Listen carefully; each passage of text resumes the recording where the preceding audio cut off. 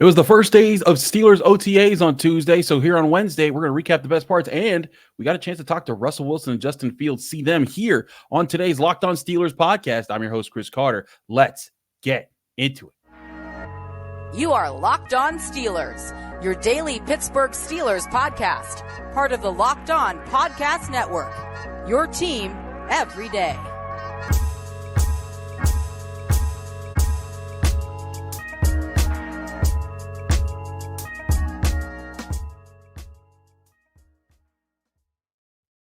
Hello, welcome to the Locked On Steelers podcast. I'm your host, Chris Carter, bringing you your daily dose of all things on the Pittsburgh Steelers. As always, you can find this show on your favorite podcasting apps and on YouTube. Like this video if you enjoy it. Subscribe to this YouTube channel to get all of your daily Monday through Friday episodes, as well as our bonus content. We thank you for making us your first listen every day because we're your team every day. All right, solo show to just me today, guys.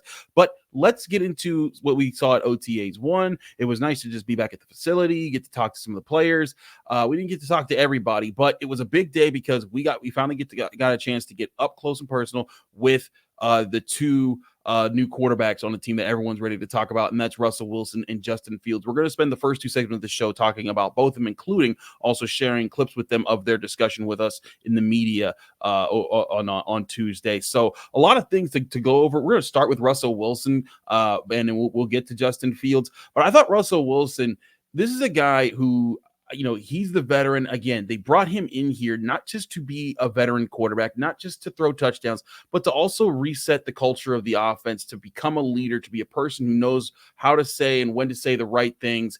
And that, I think, was a really really strong thing that he did in this first day. All of his questions, he was able to, bring it back to his teammates, talk positively about his new teammates and the Steelers, and kind of keep it focused on them.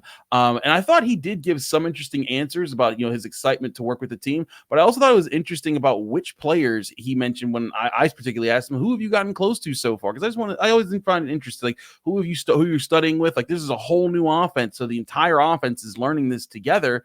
So I figured, like, okay, let's see let's see what he's getting into. But here's Russell Wilson from Steelers OTAs talking with us at the media. Smith, and what do you feel like are going to be some of the characteristics of this offense, or what do you hope are some of the characteristics of this offense? I've been able to watch and experience Coach Arthur Smith over the years, and just his knowledge of the game, his knowledge of getting people in the right places at the right time, the physicality that he coaches with in terms of having all of us players play with that mentality.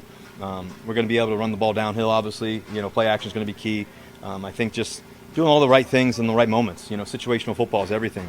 And if we can do that as a collective, offense and defense and special teams, we got a chance. And that's all you ask for. Does it mean something to you at this stage of your career to invest in a young player's career like Justin Fields? Yeah, of course. I think Justin and I have known each other for the past several years, ever since he came in the NFL, really when he's at Ohio State. And we've gotten to know each other. We used to text each other all the time and everything else. Now we're in the same room. So every day, I'm trying to be my best so I can also show him, and vice versa. And we're just continue to challenge one another, be the best version we can be for this football team. And that's the great part about it. And so we got a lot of respect, regard. We've played against each other several times too. So just love the process of it all. Guys like Cam, who they've been on the team, but they're maybe on the last year of their deal. Do you see extra motivation in guys like that in other times of your career? Yeah, I think that guys like that who are so talented and everything else, and they put the work in. The reality is that these guys are putting the work in, whether if it's here in Pittsburgh, whether if it's back home, whatever it is, all year. It's a 365-day job. That's the mentality that we have as players, and it's our lifestyle. And so these guys, like guys like Najee and everything else, you saw him obviously out here. He's learning every play. He's asking all the questions. When he's not here, if he's not here, he's texting, asking, hey, what was this? What was that? And just a great teammate, a guy who really wants to win. And that's the best part about this culture, this organization, is it's a winning organization. Guys who really want to do everything they can possible, and that's what we're focused on. Is just winning the day each day. You get used to a whole new team and a lot of guys. Who are some of the guys that you've leaned on to get to know first? Some of the guys you've gotten closer to in your early days. Yeah, obviously the beginning of the whole process. Obviously, Big Cam Hayward. Obviously TJ too as well. We've known each other, played against each other several times. Minka, I love watching him and competing against him. He's just a tremendous player. There's also guys like Big Queen, just seeing him out here and his being on the same field with him, the type of level of player that he is. Watching GP out in the field today. There's guys that have been working their tails off, like Calvin Austin, and his ability to He came out to San Diego, trained. Pat Fryermuth, same thing. Van Jefferson. These guys are dedicated to the game. Quez Watkins looks great. Just so many guys. Callaway, I played with before. There's different guys, and I'm excited about some. We're so young, but yet so talented. And I think that if we embrace the challenge every day, if we embrace the opportunity every day, we can go places. And so it's gonna be a tough road and a tough challenge every day. And that's the good thing about it. That's what we love about the game.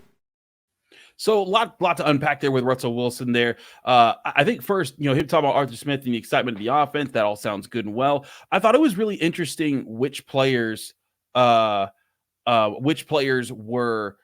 talked about the most.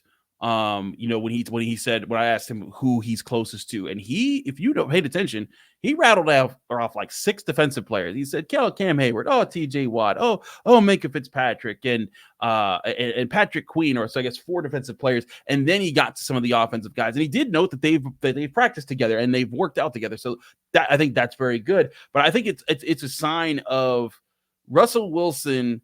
When he signed with Pittsburgh, when he came to the team, he very much was coming to the team and understanding like, hey, like, let's get to know the people who are basically the leaders on this team.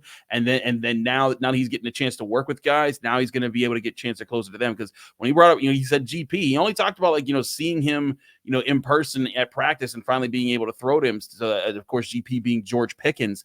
So I think it's going to be interesting to see how Russell Wilson grows in his connection with his teammates on the offensive side of the ball. Again, good signs that he talked about guys who he was able to work with before OTAs even started. And I think, it'll be good to see like who he develops a better connection with over the next few weeks here in OTAs and then mini camp and then, leading into training camp, because quarterbacks need their guys. They need the guys that they trust the most, the guys they look to the most, that they can, hey, like on this given play, I'm coming to you, and to build that kind of chemistry between him and his top targets. And maybe it's Pickens, maybe it's Fryermuth, and who knows? Maybe it's Calvin Austin. Calvin Austin was the first Steelers receiver in a lot of drills by the receivers today. And that to me shows, hey, this guy's not taking anything for granted. He's trying to go and prove that he deserves to be the guy.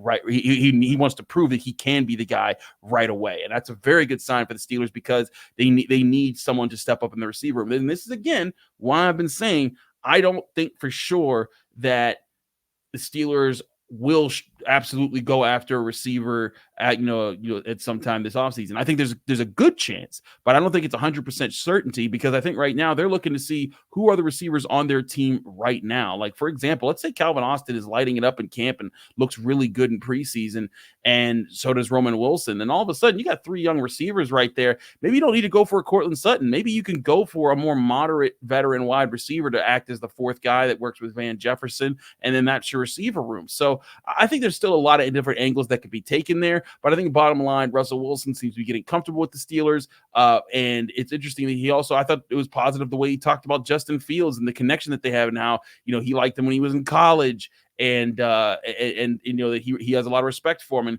he didn't play down the idea that like, hey, like, yeah, sure, there's a competition, but he also talked about right now he's competing with himself just like everybody is, and that's the right political answer, especially when you're basically the front runner for the quarterback starter race, the race to start as the Steelers quarterback. But I think that's another reason why it's interesting to see Russell Wilson comment about this bit and how he's handling it, because they need someone to be mature, they need someone to be a leader, and they need someone to take the reins there at the quarterback position, even if he ends up even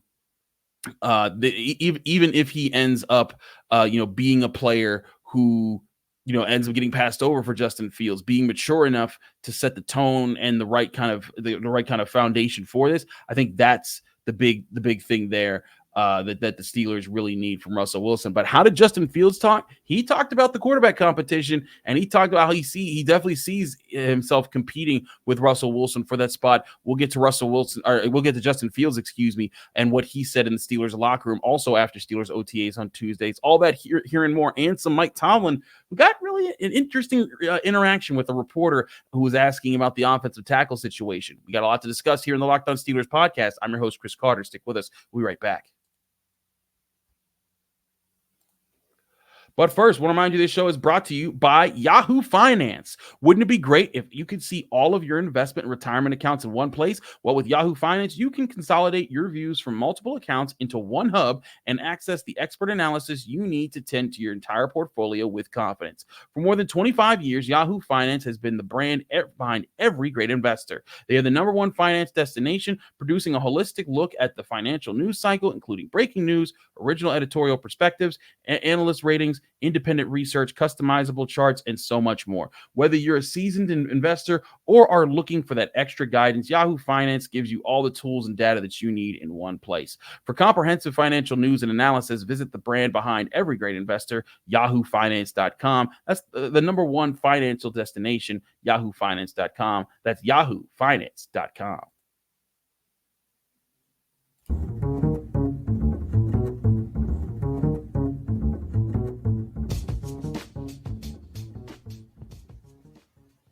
Back here on the Locked On Steelers podcast, I'm your host, Chris Carter. We continue our show here after the Steelers' first day of OTAs. And like I said, we talked to Russell Wilson. We also talked to Justin Fields. And I thought Justin Fields, he's a little bit of a different tone that he kind of has to strike because Russell Wilson's perceived as a starter. And hey, he's the 9-time Pro Bowler. He's made his money in the NFL. Justin Fields is fighting to prove that he deserves a second contract with the Steelers or a big contract in free agency after this to be a starter, because if he doesn't take advantage of any opportunities soon, he may find himself being a perennial backup in the NFL. And that's not what he wanted, being a first-round pick and as good as he was at Ohio State. So without further ado, let's get to what Justin Fields had to say. And listen early on, because he does talk a little bit about Arthur Smith's offense too, and what he's looking forward to doing there. And there's a lot of different aspects he gets into. But here's Justin Fields in the Steelers locker room. Questions just on this offense and Mike Tomlin, the head coach as well. Yeah, I mean, I think just listening to the team meetings today, Coach T, just the way he talks to the team, he might go down as the best coach I've ever played with. Just speaking to the team, like as a leader, as that vocal point. But I mean, yeah, he's been great. Got here and straight up with me, straight up and honest with me, so I appreciated that. And what was the second part of the question? Just what's it been like, kind of just adapting with this team, this offense? Yeah, I mean, Arthur, he's very meticulous in the way he, explains the offense, very detailed, and we've kind of been focusing on setting the foundation, not really getting too far ahead of ourselves, setting the foundation blocks, and just setting that base, and not working too far ahead, but also getting a good amount to where guys can learn their processes and know the why behind certain things. Justin, how do you view this opportunity? Do you look at it as a chance to start? Do you look at it as a home 1 year? How do you view this? Yeah, I think it's both. And to be honest, I'm taking it day by day. I'm definitely, competing. I think, Russ knows that. We're competing against each other every day. Him being out there for me, that helps me getting better. Us pushing each other. So, I mean, I definitely don't have the mindset of me just sitting all year. So, I'm coming in every day, giving it all I got, and pushing him to be his best, and he's pushing me to be my best each and every day. So appreciate that. You said you two had a relationship before this. Yeah. Does this kind of help it grow now that you're on the same team? I mean, yeah. The first time I ever talked to Russell was when I was in college. So we've known each other for a good bit now, and the fact that I get to learn stuff from him, the things that he's accomplished, up to this point in his career, has been great. So just me learning just the little details, how he's so meticulous and detailed within every rep, every individual drill. Just kind of makes me think, like, that's what I should be doing each and every time. So I'm glad to have him here, and glad to be able to. Having your treated at 10 o'clock local time. I mean, are you able to sleep that night? Are you on the phone? What kind of happens after you get that news? I mean, yeah. I've been dealing with people for a long time. So my exit meeting, we were in the same situation last year with having the #1 pick, and it was just a little bit different this year. So I mean, I'm not naive to the fact that I can read body language and stuff like that. So it wasn't really just a shock to where it's like, I got traded. Like I knew what was going to happen beforehand. So I'm just glad I got traded to the spot that I wanted to be at. So yeah. Justin, speaking of that, was it a relief to get the news that it's happened? I think so. I think when you're just waiting, because I knew I was going to get traded. At the end of the day, that's just what it was. So it was just just me waiting, and me trying to figure out where I'm going to be at, and stuff like that. It was definitely a relief to kind of be on the team and know where I'm going to be at. So. Justin, you were talking about to us a really good situation, because you could have gone a lot of places. Yeah, I mean, shout out to posed, he would communicate it to him, through my agent, and I told him where I wanted to be, and this was the place I wanted to be. So, he honored that, and I appreciate him for that, and glad he was able to put me in the spot where I wanted to be at. What needs to go? So there's a lot there. One, I think that Justin Fields is a guy who is being very honest about his situation right now. You listen to how he's talking about it. One, he is excited to work with the Steelers, and also it does seem like he does have a lot of respect for Mike Tomlin. He's excited for the opportunity there, but he does see it as a competition. He says, "Hey, I don't plan on sitting this whole year." So that is going to be a thing, and how this plays out between these two guys could be very interesting. Russell Wilson being the older player who's trying to get a few more good years in, maybe win a couple more Super Bowls before his time's done in the NFL. Justin Fields trying to prove that he is, in fact, a starter in the NFL, and that's going to lead to some interesting battles as we move forward here, and who proves more. And we've certainly seen our fair share of that in recent years with the Steelers, whether it was Kenny Pickett with Mitch Trubisky and Mason Rudolph, or even if you go back to backup quarterback battles like Mason Rudolph and Josh Dobbs, or Josh Dobbs and Landry Jones and things like that. That's something that Steelers fans aren't exactly unfamiliar with. You know what I'm saying? So I do think that Justin Fields has a lot of potential. I've said it here a lot. I think there's a good chance he gets a chance to start this year at some point, and he could impress. But he has to be ready. He has to fix a lot of the things he had in Chicago. He had mechanics problems, but also he was in a system that was struggling over there. And as he acknowledged in that conversation, this is a new system. Everyone's learning this together. So there is an opportunity for him to connect with players, build rapports, build continuity with this system. And if he does that, I think that would send a really good sign or give him a really good chance to compete for that starting quarterback job. Because again, the Steelers, they're looking for command. They're looking for a guy who, yes, it can be a playmaker, but also can run the offense with confidence. And if he does that, I think that goes a long way to him winning this job back. But Justin Fields touching on a lot in that conversation in the locker room. And this is just the first time we've gotten a chance to talk to him. So I'm sure we'll get to be a little bit more nuanced with our questions as we get closer to the season and we get a few more times to talk to him. But it certainly was just interesting because that is the first time that he has talked to Pittsburgh reporters. Also interesting how he said, like, hey, I can read body language. I knew I was getting traded in Chicago, and he wanted to go to the Steelers. And despite all the things that the Steelers have had bad on offense, this was one of his destinations. And how even when they got Russell Wilson, he still wanted to come to the Steelers as long as, when he heard, he didn't think it could happen when Kenny Pickett was still there. But when he saw Kenny Pickett got traded, he was like, hey, there's an opportunity there. So Justin Fields being excited to be a Pittsburgh Steeler, Russell Wilson being excited to be a Pittsburgh Steeler, and both of these guys competing. I think that's all good things you want from the Steelers organization here in OTAs as they try to sort out what's going to happen on offense. But the other thing that's going to happen on offense is the question that people keep asking me about what's going to happen with the offensive line. Broderick Jones drafted to be a left tackle, but started right tackle last year because of Dan Moore, and then Troy Fautanu drafted by the Steelers. We're saying here that he is being positioned to be a right tackle, but he played left tackle in college. And it was kind of interesting to see how things played out in the first day of OTAs. And so there was some stuff that shed some light there, including Mike Tomlin kind of having a little back and forth with one of our reporters there. We'll get to that here on the Locked On Steelers podcast. I'm your host, Chris Carter. Stick with us. We'll be right back.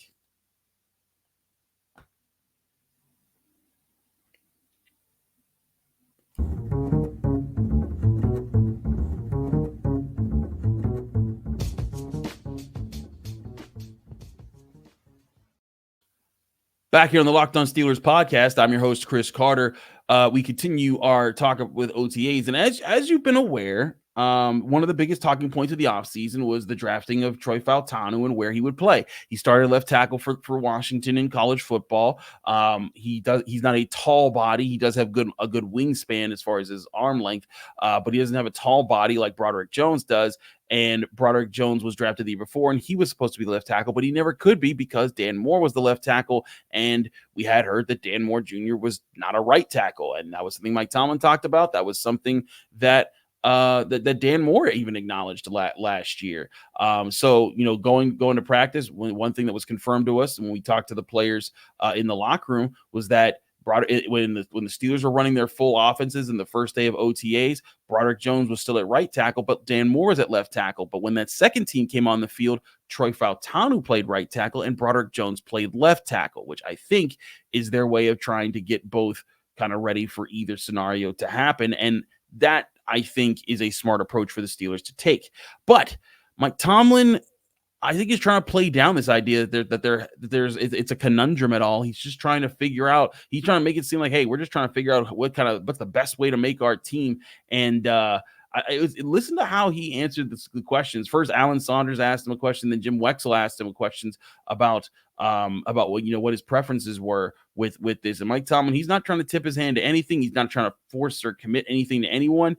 But he certainly kind of stood up and made a point at one point during this clip. Here was Mike Tomlin when he was asked both times about the Fautanu and Jones questions at offensive tackle. He played both sides last year. Troy obviously was on the left in college, some of the right at rookie camp. How do you decide where you start those guys, and how do you want to see that progress? I'm not overly concerned about it at this juncture. We're developing skills relative to our position, and so left and right is less important. Same thing's going on at the corner. D-Jack and Joey flipped a little bit today. Others flip a little bit. Particularly this time of year, we got to be open to flopping people, to not become one-dimensional in terms of right and left, so that we give ourselves flexibility to put our best people on the grass when it's appropriate. But it's not appropriate right now. We're at the infancy of this thing, and so, that's that. Are you looking to use Broderick on both sides, or is Troy going to get some? I'm looking to use everybody on both sides until I get some clarity. Not only at tackle, but corner and other positions. The tackle was a problem last year. One guy couldn't finish. From your perception. From your perception. From your perception. All right, Thank you, guys. Appreciate it. I see you guys with that January readiness.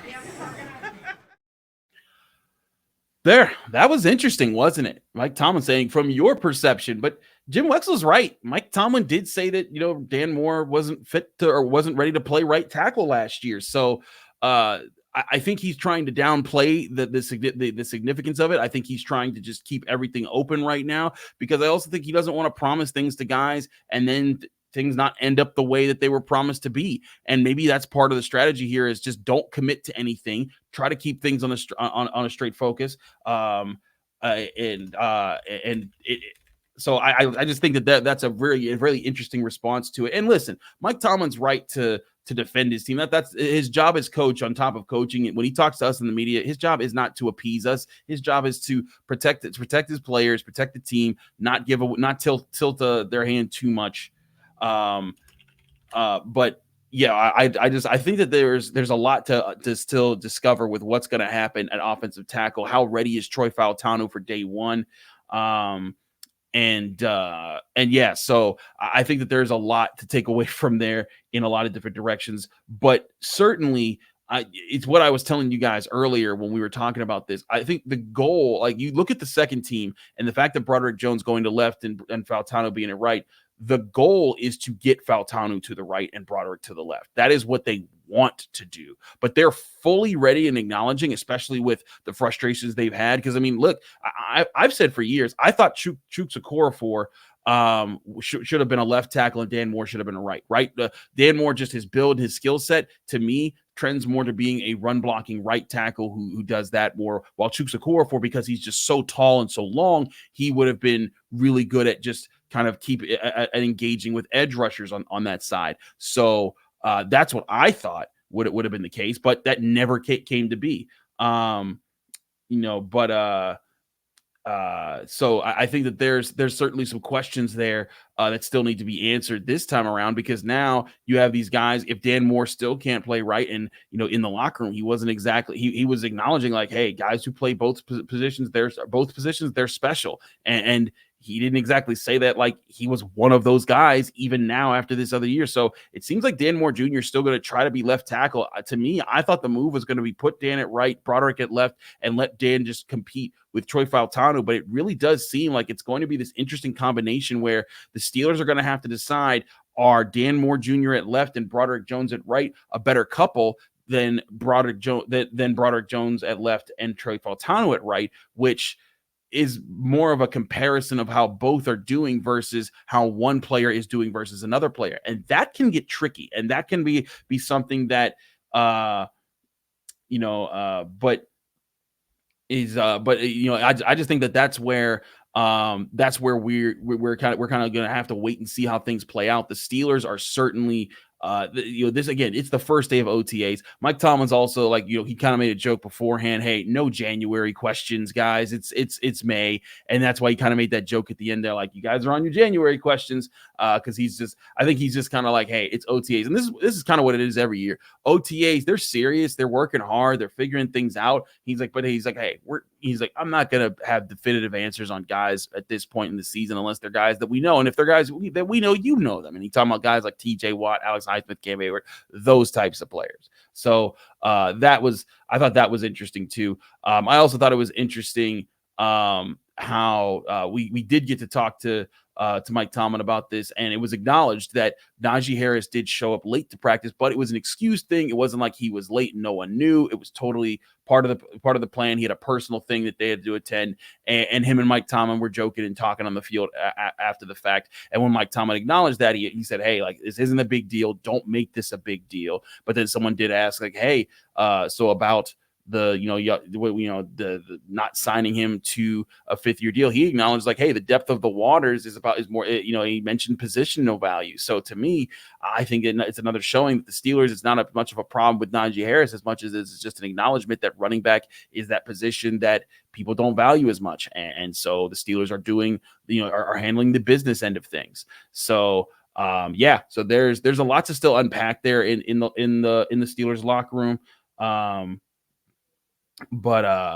But yeah, so I think there's going to be still a lot to process with what we see here. And again, this is just day one of OTAs. I almost got a chance to talk to Corey Trice, but the locker room just closed then. But Corey Trice was out there and he looked healthy. And I think that's a really good sign. I want to talk to him. And there's lots of other Steelers I want to talk to. Who do you want me to talk to? Let me know in the comment section here in the Locked On Steelers podcast. If you're watching on YouTube, thanks again for checking out the Locked On Steelers podcast. I'm your host, Chris Carter. Follow me on Twitter and Instagram at Carter Critiques. Read my work at the Pittsburgh Post-Gazette, post-gazette.com. Find me here on the Locked On Steelers podcast every day, Monday through Friday, breaking down your Pittsburgh Steelers here on the Locked On Steelers podcast. If you want to help out the show, give us a 5-star rating with a positive comment on Apple Podcasts. Doing so, really helps us out. And I'll try to give you guys a shout out on the show when you do so. Thanks again, everybody. We're back tomorrow with more on your Pittsburgh Steelers right here on the Locked On Steelers podcast.